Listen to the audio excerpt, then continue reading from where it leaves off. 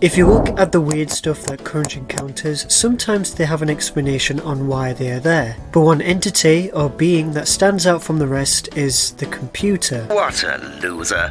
Of course you do. Or Courage's computer, if you will. An entity or electronic that has been on the show for nearly 52 episodes, and yet nobody, including the fan base, know why it's there in the first place. It talks in a British accent and solves every single problem for Courage. So, is it an alien? Is it just a computer ahead of its time? Or what? You could argue that this idea is a stylistic choice and well known for cartoons since the 50s. But John R. Dealworth wanted to make things interesting and to push the boundaries of kids' television. It is evident in the show that things are out of place, but nothing compares to Courage's computer.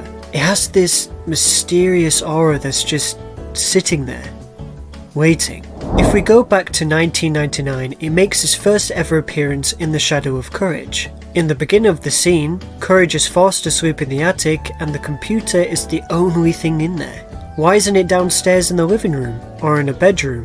Why does it talk? It's not even plugged into anything and there is absolutely no backstory during the show's run. Coincidentally, it predicted the future like ChatGPT. But the thing is, this was the 90s we're talking about.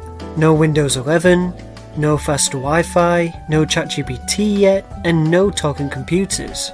From the video I made weeks ago, I explained my theory on why Courage may be losing his mind. If you haven't seen it yet, give it a little cheeky look. In the video, I explained that John might be explaining the show only on a surface level, and I think it's the same with this thing.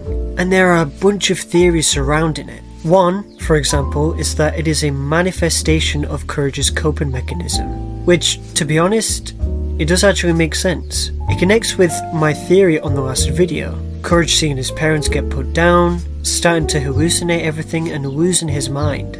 And Eustace and Muriel and his computer being the only thing that makes sense. The only humanity left to him. The computer having a sassy personality makes the interaction between the two more meaningful and beautiful in a strange way, representing his need to translate an anxious and frightening experience. But why does it talk, you may ask? It is evident that computers in the 90s never spoke. It had slow Wi-Fi and connects to people's family phone. In my opinion, I think it's a part of Courage's hallucination. The only good hallucination. Think about it. It isn't plugged into anything. It just sits there in an empty attic, and yes, Eustace and Muriel do know it's there. Well, maybe that's a hallucination as well. And most importantly, it talks. Let's look at the reasons why it's in the show. It is there to serve a sarcastic, all-knowing sidekick and the only safety net for Courage when facing the supernatural. Because they live in nowhere, Kansas, and his owners rarely believe it. You see what I mean? Oh my god!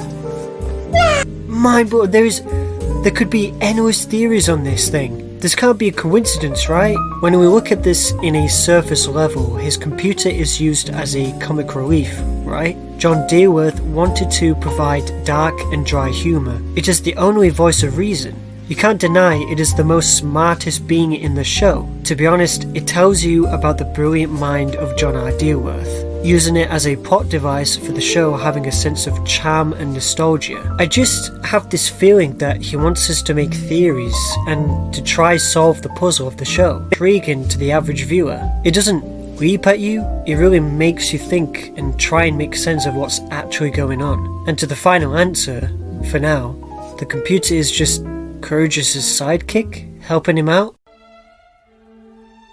I know that this is kinda confusing at the end, but I think that's the point. The show leaves you with unanswered questions, and for nearly 30 years, it's kinda been left on a cliffhanger. Even with the movie crossover with Scooby-Doo, it just doesn't really answer everything. I, myself, is very intrigued with the show as a mystery, which led me to be a new fan of the show.